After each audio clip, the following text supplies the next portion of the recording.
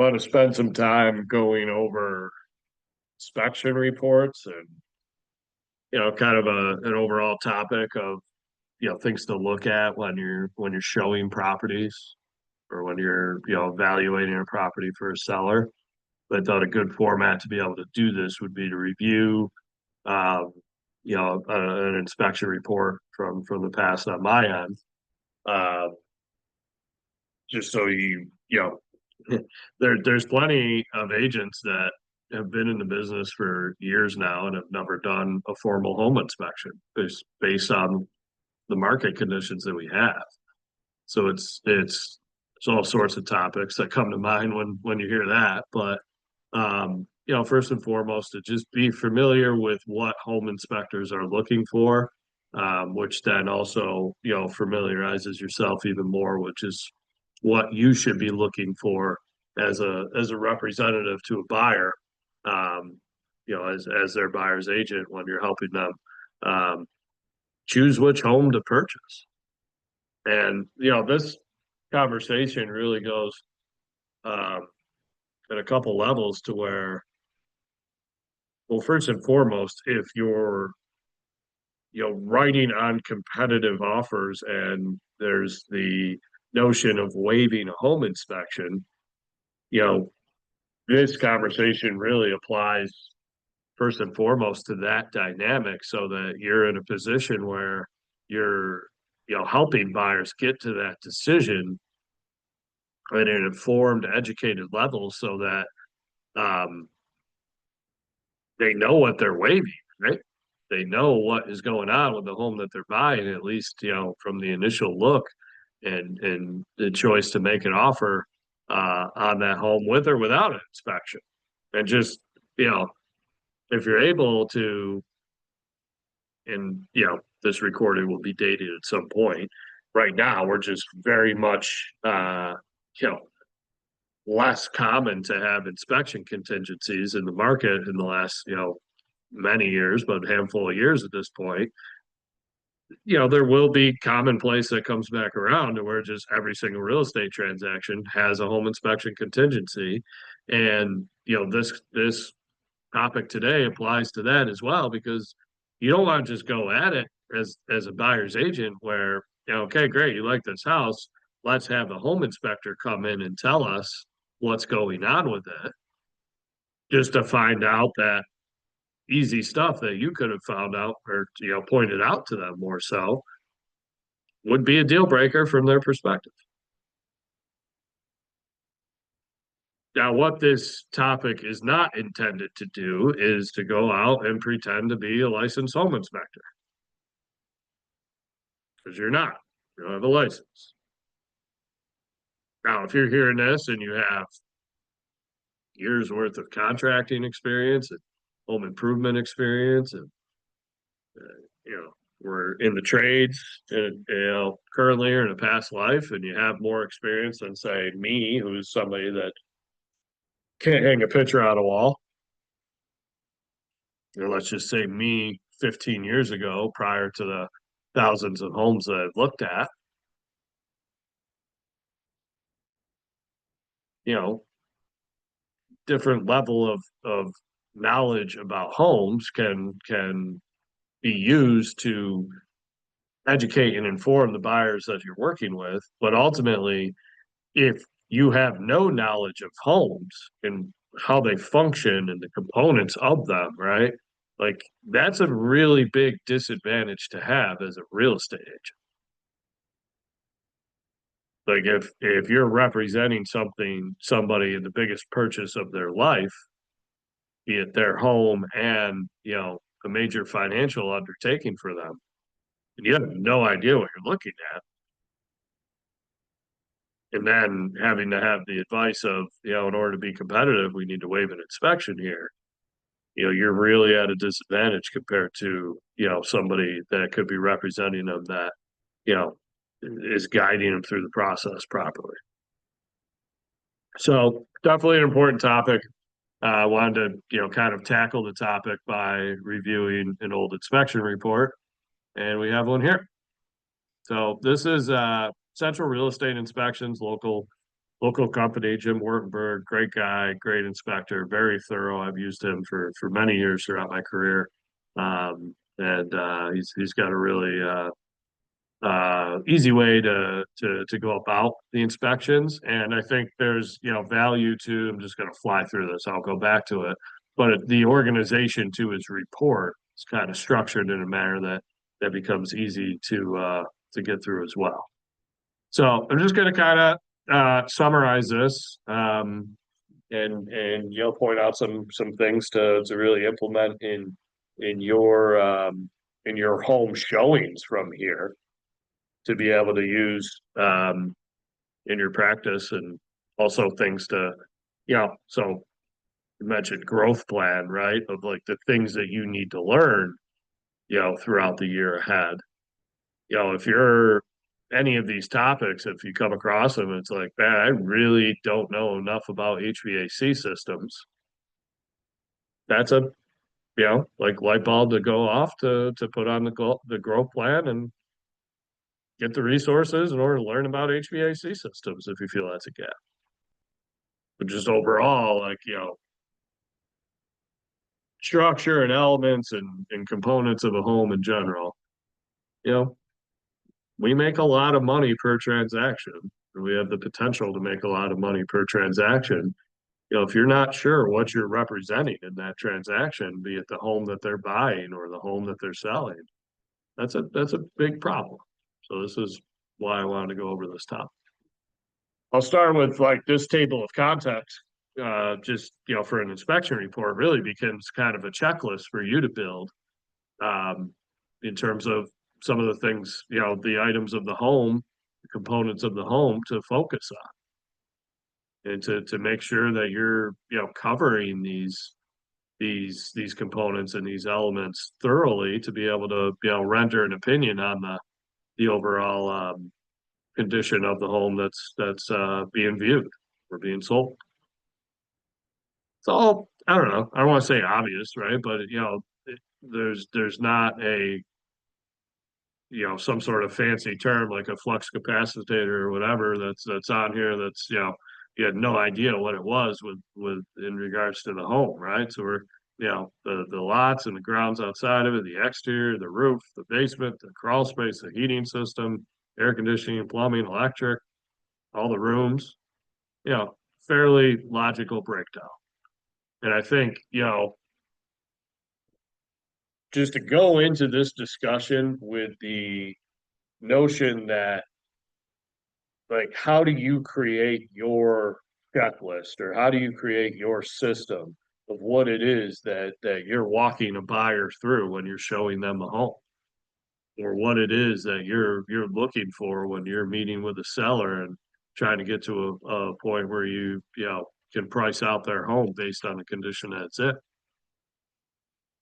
So to really just hear this from here and help build out that checklist or that system to follow is the intent of what I wanted to do with this. So I've got everything whited out here, but the first part of this inspection report just kind of explains, how they list things, right? And whether it's, requires maintenance or there's a recommendation, or things that aren't inspected. I think one thing to keep in mind is that home inspectors, like, yeah, it's great when you can have one view and provide a report on the home that's being purchased, but they don't know everything that's going on. And, there's a big, like, just kind of CYA element with their industry that, this inspection that you're paying for today is just my opinion as a home inspector as to what condition the property is in today in this moment of time. And it's also based on only things that I have access to or can get my eyes on, i.e., I don't know what's going on in the pipes and behind the walls and, and things that I can't see. This is a visual inspection only. So just understand that first and foremost when you're, informing and educating a potential buyer on how a home inspection works. But that's a key part to this. So,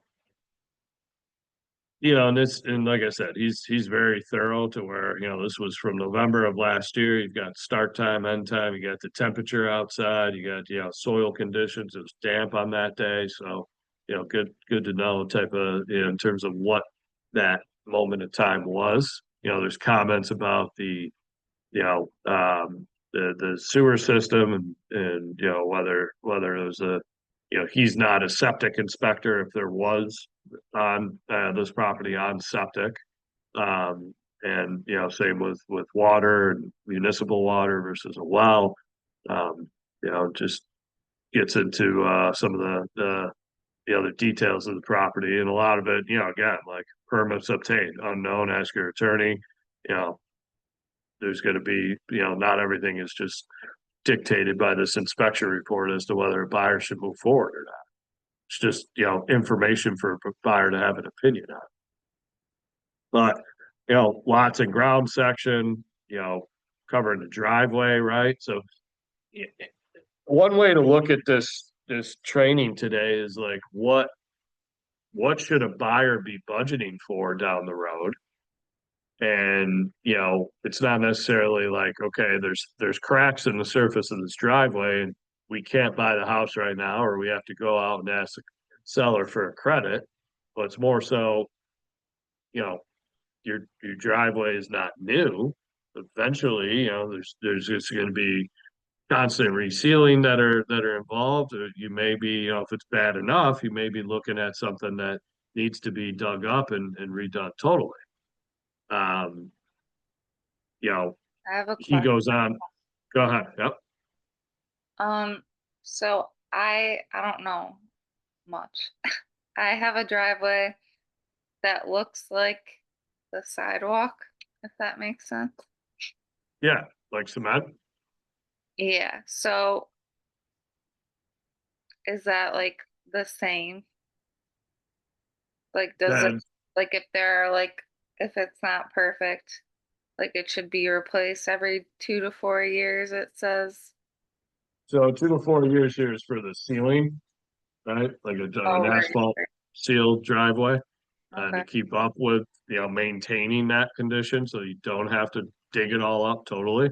Cement should be more of a long term, not necessarily permanent, but it's not going to wear and tear and crack like asphalt will. Yeah, like So I if have you a have cement that's just crack, but not crumbling, that. Okay. And would it be like a bigger deal if you had to replace it? yeah, yeah, because now you're digging up all the cement. It may be a higher expense to like get rid of the old driveway before you put a new one in. Mm. So not anything, you know, catastrophically more expensive, but yeah, it could be. I mean, it could be a few $1,000s. I'm totally guessing and ballparking, Mhm. but that's a good way to think of, you know, this whole topic too, right? Of like most driveways are just black asphalt, right? When you're at a driveway that's not, okay, what kind of material is this? And what are what's the shelf life on it? So with cement, it's like, okay, it looks like it's in pretty good shape. This house was built in 1990, if that's the case. Doesn't look like it's been replaced at all. Looks like it's got a ton of life left. We should be good. If cement driveway and the house was built 1900 and, it's really looking old, then it's like, yeah, we may need to budget for getting this out of here sooner than later because it's only going to get worse from here. Or what do I need to budget as a band-aid that may not look as great? Asphalt driveways, like they do get to a point of deterioration over time, especially if they're neglected, where you have to dig them up and start over again. But good home inspector is going to point it out, like, hey, this driveway is not brand new and it's got cracks in it, so they want to keep up with the ceiling, and over time it will continue to wear. Um, they mentioned here driveway drainage. So, slopes towards the structure, and then he goes to point out that there's moisture on that side of the basement walls where the water was sloping into it. Generally speaking, I'll speak more to this over, the course of what we're diving into today, but like water in the basement is a major type of, issue that nobody wants to have with the home that they're buying, right? And generally speaking, it's coming from somewhere. So if you see signs of moisture in the basement or standing water in the basement anywhere, where is it coming from? Could be just an internal leak somewhere.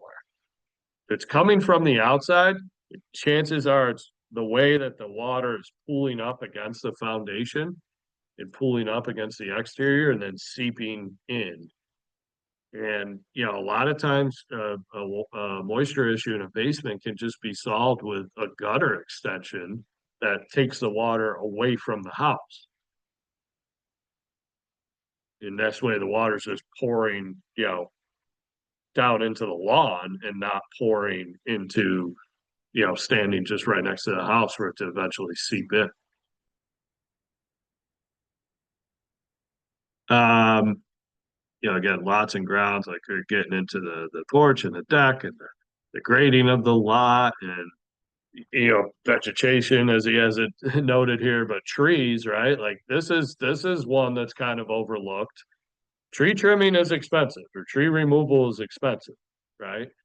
But also if you have trees hanging over the house, um, and insurance companies and banks are different, but like if there's trees hanging over a house, you may be able to get a mortgage for the house to pass as a buyer, and you may be able to close and get insurance on the house prior to closing in order to do so.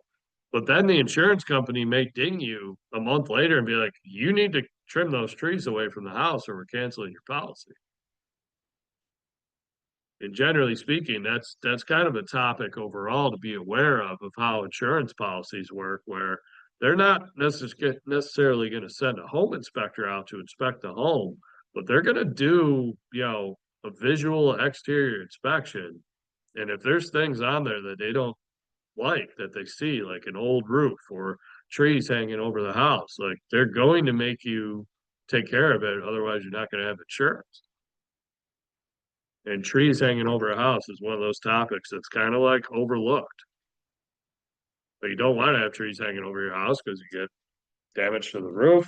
Just over time, there's more, wear and tear that occurs from, having everything that comes with the tree hanging over it. There's, just the stuff that falls on it and the, less ability to have the sunlight hit it compared to shade and creating moisture, and you see moss and stuff built up, things of that nature that more quickly deteriorates a roof, for example. So like this has a exterior walkout, basement, stairwell, that was part of it. Comment on fences. Um, so now we get into exterior surface.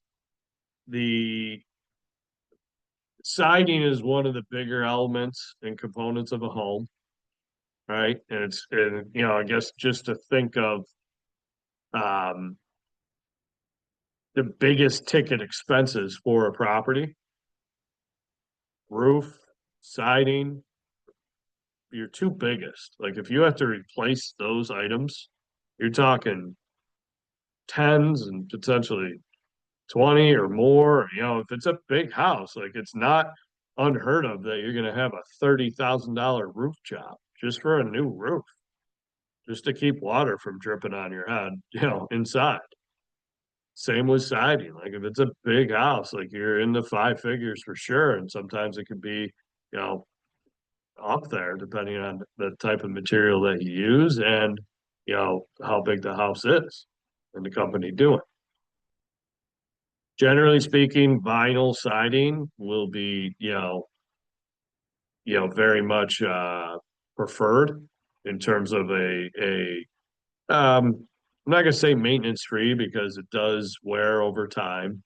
It's not permanent forever, but it's gonna last a real long time. It's gonna maintain its look. There's not gonna be as much, wear in the short term. and you should be able to get 20, 30 plus years off of, quality vinyl siding. You go down in material grades and you get to, you know, just more wearable type materials like wood, for example. Anything wood based is going to wear, and you're either going to have to paint it to keep up with it or, eventually replace it. I guess brick, like a brick home would be, the one alternative to what I said to vinyl, to where, should be pretty permanent. But we're looking at deck boarding too here, making sure that, that's in good condition. We're just see how in depth he is. Like, okay, there's just the siding of the home, but you get like just the nooks and crannies and be able to identify, areas that it's not that these should necessarily be deal breakers for, a buyer purchasing the home. However, there's, things that you're going to need to make, I was going to say compliant. It's not like, I mean, some of the, if, you need to get a C of O or you need to get a permit from a city, things of that nature, like there could be compliance issues in play, but more so just like making sure that you have the proper budget for how to, run your home from here. And if there's things that need to be budgeted for, you're going to want to know about them right from the start. Fascia boards on exterior. This roof line, little like trim piece here is fascia, and here they're pointing out that there's peeling paint, scrape paint on it. That if that it's a wood material, so if it doesn't get back intact, so to speak, then it's going to rot. If it doesn't get sealed, it's going to rot a lot quicker from here. Just pointing out, I picked up, property, an older home in the city, just to point out more stuff. But he's pointing out things on the main door, uh, basement windows. It's really, when you think about it, inspectors paid to walk around the entire house inside and out and see everything that they can find visually and notate it in a report to inform a potential buyer. That's the context. So for example, pretty easy okay, here's an outlet on the outside that doesn't have an outlet cover. Yeah, that's a safety concern. Because if it's raining on a live outlet without an outlet cover, like fairly obvious as to what could happen. Therefore, it's a safety concern. Roof, another major component.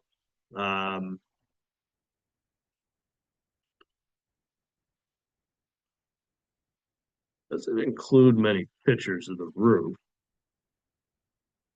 That's where I like to, always make sure that if you're going to be writing an offer for a buyer on any property, like try to get, a file of some of the major components to reference for them with them in that offer situation, right? Because if they're like, "Hey, we really like this house. Do you remember how old the furnace was?" And if there's nothing online, you don't have anything. Now it's like, all right, well, you got to go back, or you're scrambling to find out versus just like, yeah, let me take a look at the pictures that I took when we were there. And okay, I see it. And plug that picture into AI and have it tell you what it can tell you based on what it sees and the model and the potential year date and how much time and how much expected life is left on it. But just to I'm going to show you something else that'll give you kind of a good surface level look at roofs. But ultimately you need to get yourself to a position where you can just stand on a street in a neighborhood and go around to each house and be like, good roof, bad roof, good roof, good roof, good roof, bad, middle of the life type of thing. So to be able to evaluate things with your naked eye is why I'm going over this, and at least for now, just pointing out the topics that really need to be focused on. The roof and siding are going to be the two biggest ticket items that a homeowner, expense wise can occur when those need to be upgraded. So definitely going to want to make sure that your people know what they're buying, right? Because if a roof is 15 years old and somebody's going to be in the house for the long term, but they weren't aware that they're going to have to replace their roof in another 10 years, hopefully longer, could be less. And that's going to be $15,000 when it comes up due. And they're not in the, mindset, or they don't have the capabilities to deal with it. Like, and that becomes problematic for them. Like, you got a problem at that point. May not seem like it's your problem, but consider it yours based on, how you advise them to go into, home ownership. I know that seems unfair, but like this is the level to really to take it at for your business. I'm gonna spend some time on. I got a visual that'll show kind of the features of the roof, and I'll send it out with this recap that goes out this week. But here's that example of needing a gutter extension here, right? Like just all this water coming out of this gutter is just gonna pool right here.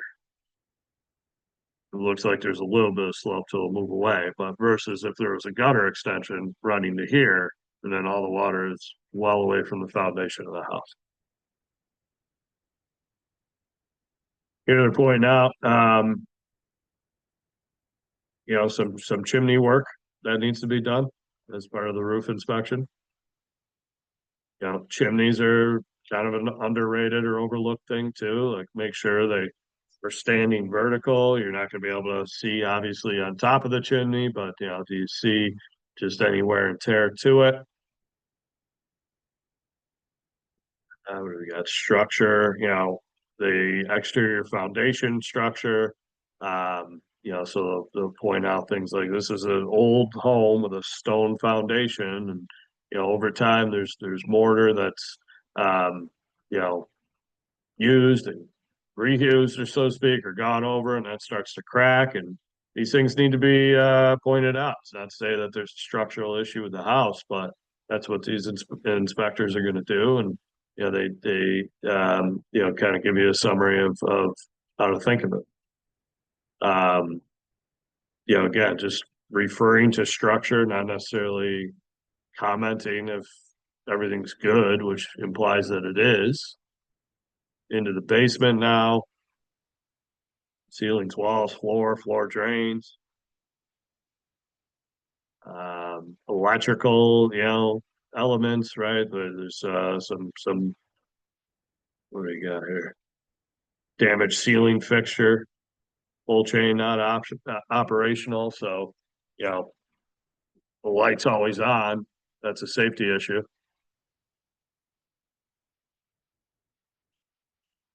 Continuing on the basement, pointing out some moisture. Again, that wall along the driveway.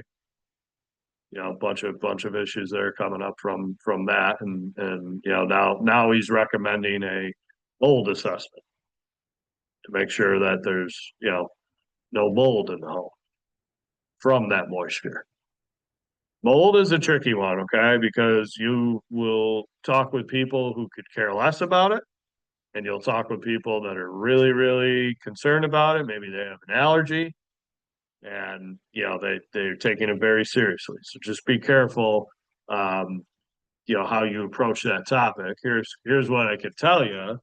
One of the vendors that we use for mold remediation is famous at this point for saying that the most dangerous mold in your house is the blue cheese in your fridge. Now, I'm not giving you that opinion to say, hey, be careless about mold and tell people not to worry about it. It's just a really interesting topic in the industry, I guess. Safety item, there was, stairs without handrails. Comments on the crawl space in the basement, heating system. They're going to get in there, get the serial number, be able to pull an approximate age from that, be able to, check the if they can get a look on the heat exchanger, which is the main like component of a working gas-fired furnace, is what's called a heat exchanger. Sometimes they can see it, sometimes they can't. It looks like this one they couldn't, so he's recommending to have it professionally looked at. But checking the filter, right, and showing that it's really you know, old and dirty, kind of implies that it hasn't been that well maintained. Let's see. Last clean and service was unable to be found. Client should be aware that the furnace may require replacement at any time, and that's because the approximate age is 25 years. Another term that you'll see a lot of inspection reports is that this is beyond the useful how do I rephrase it? Beyond its useful intended life, for any component. And that's his way of saying, okay, a 25-year-old furnace, like this could go at any time. It may still keep going, but it's beyond its intended useful life. Generally speaking, furnaces are tricky because you can get a furnace that'll last for a very, very long time. And if you've ever seen one of those old octopus looking things in an old house and in the city, where it's 1900 built home and it's got just this big old boiler looking monster of a unit and it's still working, it's going on 100 years of still working now, right? I think generally speaking, the kind of the adage of they don't make them like they used to rings true a lot of ways, where the older the better to some degree, except that it's just like old now. But a lot of the new stuff when it comes to components of anything these days is, I don't mean to get opinion based because part of this is, but I think it is kind of just the way it is of like stuff's intended to break, so you got to buy it again. So a 30-year-old furnace like may last another 10 years because it's just built like a tank versus a new high efficient, all the bells and whistles, all these computerized parts and stuff like that. It may only last 10 to 15 years. So just be aware of that dynamic. Uh, yeah. Talking about the some of the ductwork and the thermostats that come with the heating system, etc. Asbestos. So old homes understand that asbestos was just a building material way back in the day, commonly used. So if you have, I don't know the exact date when everything changed, but if you got, especially in the city of Rochester where homes are 100 years old, it's very possible that there's asbestos in that house. Or it commonly shows up is either going to be an old tile, a lot of times in basements, or stuff that was used around ductwork and things of that nature. Because there was a lot of the material was used as a sealant. And here you have the inspector pointing out that this could be possible, asbestos sealant type on this duct here. Air conditioning wouldn't be inspected in this example because this was done where temperature was below 60 degrees. So understand that if you're ever in a house and it's cool, do not, it's cold outside below 60 degrees, do not turn the air conditioning on. You could break it. Go ahead, Laura. Um, so if you have, I had somebody really worried about asbestos, so Yeah. how would I calm them down? So it's tricky because on one hand, so I mean there is health risk associated with it. If you have exposed asbestos and you're breathing in the particles as exposed, you know, mesothelioma, I don't know what else, but like, you know, there's health risk associated with it. With that said, if it's intact and it's just old material at this point, and you're not licking it, I don't mean to be sarcastic, but you know, I mean, there's a level of like, if you just leave it alone, it's going to be fine as long as it's not disturbed and airborne. I mean, I think the way to think of it is this, like, if you're a homeowner, you can dispose of asbestos yourself without having to, you know, call the hazmat team in. If you're doing it on an investment property, or if there's like an insurance claim and, you know, professional, you know, asbestos removals needed, like they gotta, you know, follow just the guidelines of, you know, how to clean up of it properly.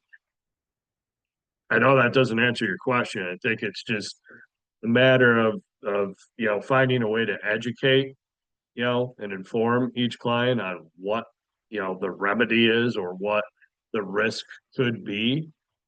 It's similar to that mold discussion, right? Like I have mold in my house right now, knock on wood. Hopefully I'll live a long time.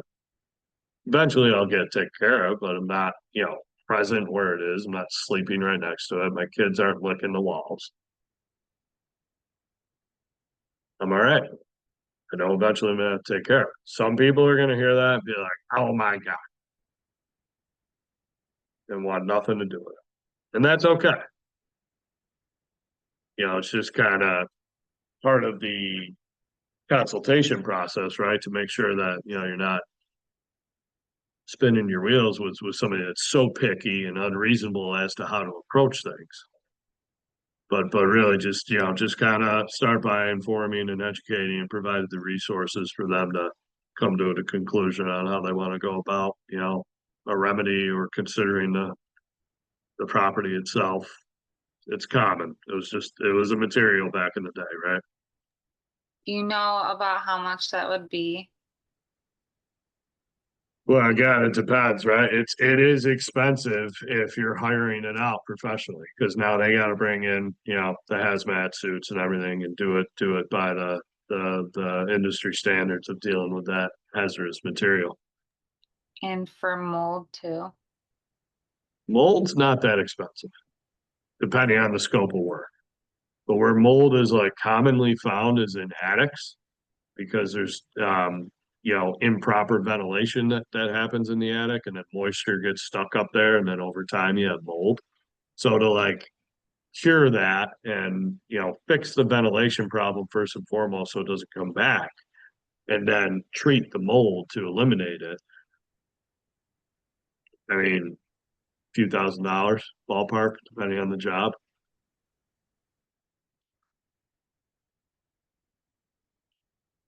All right. Air conditioning, you know, you're gonna have the couple components to it. You have the exterior unit, you know, outside, which you know, I'm sure we're all familiar with. And then that feeds to a unit that would be on top of the furnace. We can't see here. Yeah. There's like a in a regular furnace fitting on top of the furnace would be another you know, the condensing unit for the AC.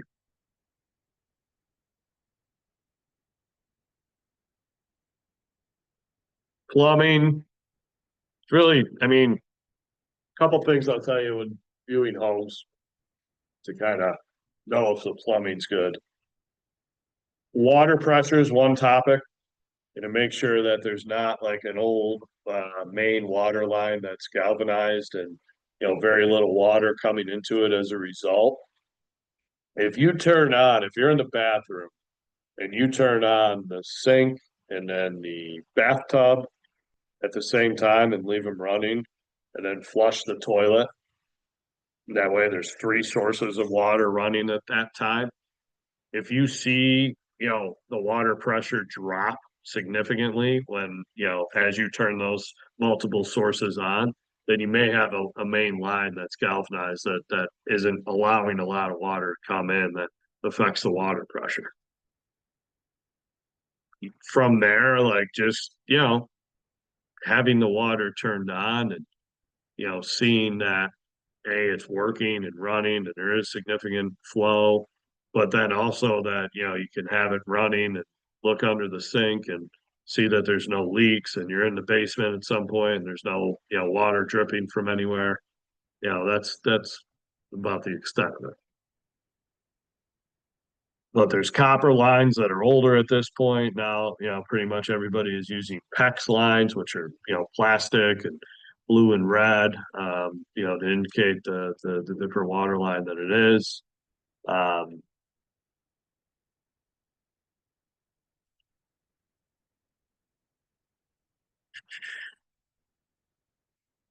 got the water heater itself. This is missing, this is a common thing that gets pointed out, but is a really simple fix. Like we're missing a pressure relief valve tube or the drain tube. It's a, $3 part or something like that. That you can just throw right on there. Not a deal breaker. Electrical components. This is where it gets a little tricky to, like you're not going to know what's behind this panel box when you take the cover off unless you have an electrical experience. You're not going to really know what to look for. So generally speaking, and I'll show you something else. You wanna be looking for breakers, circuit breakers, and not fuses. And you'll be able to tell when you have a modern panel box versus one that's a lot older.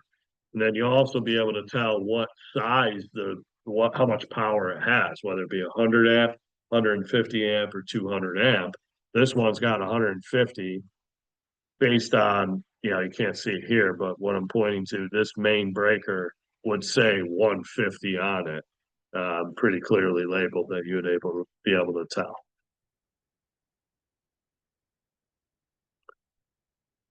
Then, they're going room by room, right? So laundry area, here you got, um, the laundry drain is draining into the storm sewer. It's not trapped. It also doesn't have a trap on it. Uh, cap missing on the gas line in the laundry area. Definitely want that so you don't have gas leaks. Then again, bathroom. Here the outlets are being tested, and this bathroom next to a water source doesn't have GFCI protected outlet, which means that GFCI basically means if water gets on that outlet, it's going to trip and shut off to prevent a fire. So GFCI are those outlets that trip because if it doesn't trip and it keeps forcing power, then eventually it could overheat or sparks fly, and then you got fire. But again, just going room by room, like here, this closet door needs repair. No smoke detectors. We got here. Windows. So windows would be another big ticket item. Really, in my order of things, roof, siding, windows are three big ticket items. Then you get into HVAC systems, electrical systems, still expensive, but a lot less expensive. You should be able to get electric upgrades done for, in the thousands of dollars, not tens of $1,000s. Same with, furnace or AC replacements. Furnace and AC, depending on who's doing it and the quality of unit that you use, may be 10 grand. Hopefully under that. Windows, if they're old, then they could have lead paint. They'll be less energy efficient. Typically, old windows are single pane glass versus something that's vinyl and double pane will have more of a energy efficient to it, which will cut down on heating and cooling bills. And better insulation overall. Kitchen and looking at the plumbing, and here they're pointing out, again, more non-GFCI protected outlets near a water source. Living space, pointing out a gap in the flooring here. I'm gonna skip ventilation because I'm gonna be able to explain it better here, but here's what I was talking about, potential mold in the attic, right? Like, this is what they're referring to. This is how it gets flagged. Like, there's, zoom in on this a little more, like there's some signs, but nothing like, oh my God, we're gonna, the mold is gonna get us, right? But it got flagged in this report.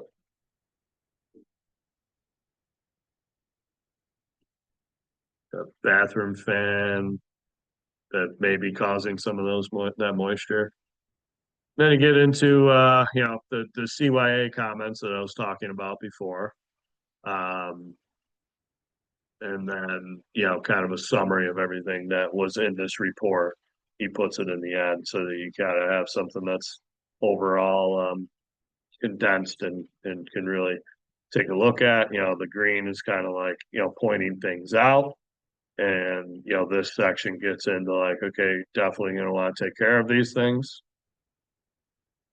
And, just requires maintenance being like an immediate need. And, that mold got flagged in that.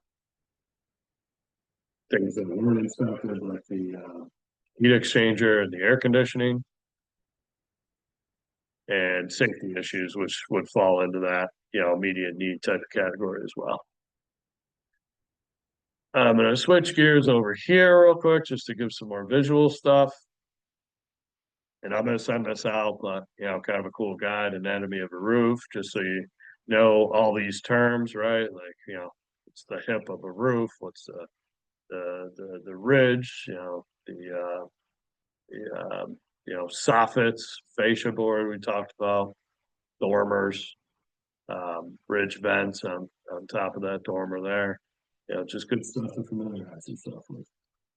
This I really wanted to bring attention to, like 3-tab shingles are old, architectural shingles are newer.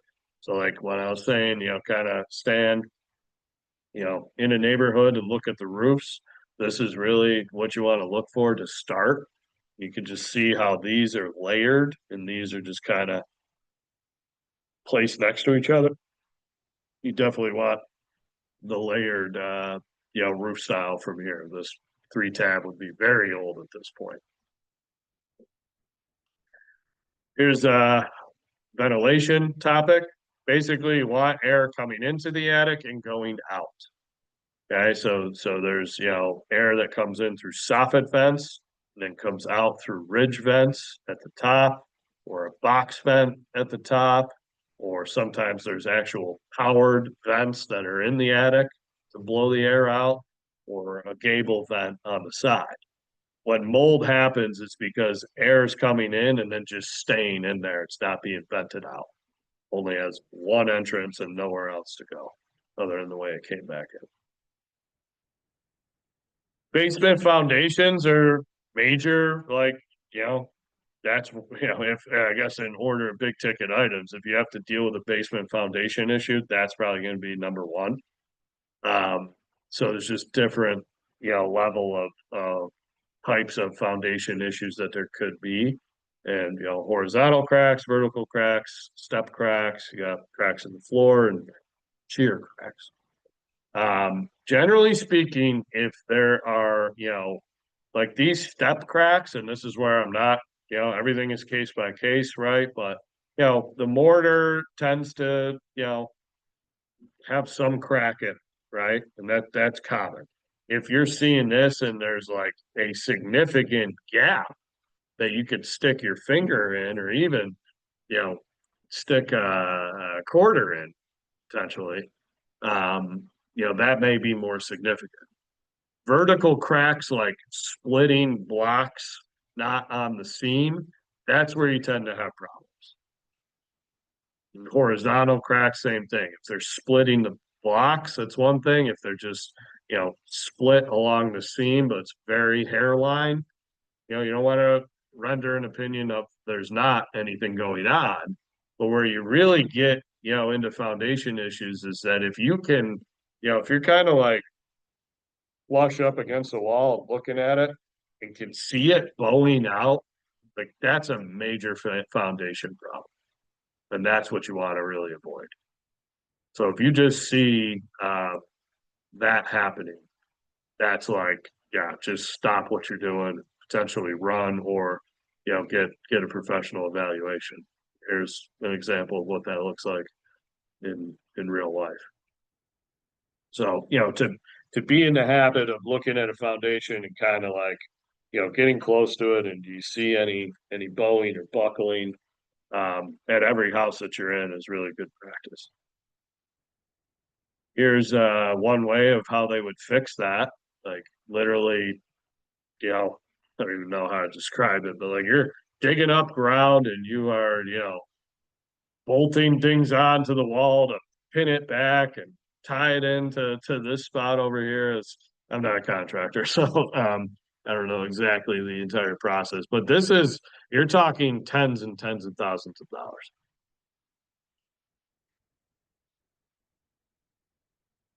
Moisture on basement walls, like you see this, go back to the outside to this corner and what's going on. I'd be willing to bet you can, see a negative grade going into the house of just, there's water that could pool up against that corner of the house, or a gutter that's not extended, something to that effect. There's some of the cracks we were talking about, like this going along a seam. Yeah, again, it gets dangerous to say, hey, don't worry about it. But, not necessarily like, oh my God, this thing's going to cave in, my opinion. This is another form of moisture elements. So, not necessarily like, like do not ingest this by any means, but it's more so what's the source of the moisture and how do we fix it? Then real quick, just the electrical summaries. These are old. This is called a stab lock panel, or a Federal Pacific panel is another example of old, breaker technology, so to speak, that is now outdated. And fuse boxes are obviously old too. But I don't have it on here, but like the nice clean, gray covered panel boxes with modernized circuit breakers is really what you want to be looking at. And then this is a high efficient furnace. And anytime you see PVC piping coming out of it, this if you follow this, it'll vent directly to the outside of the home through the basement walls. And then bad picture, but an 80% efficient or low efficient furnace, you'll just have the vent work that ultimately routes up through a chimney. All right, sorry for going over here, but that's kind of a summary of what to look for in a home, what a home inspector looks for, and how to apply that to what you're doing when you're in these homes.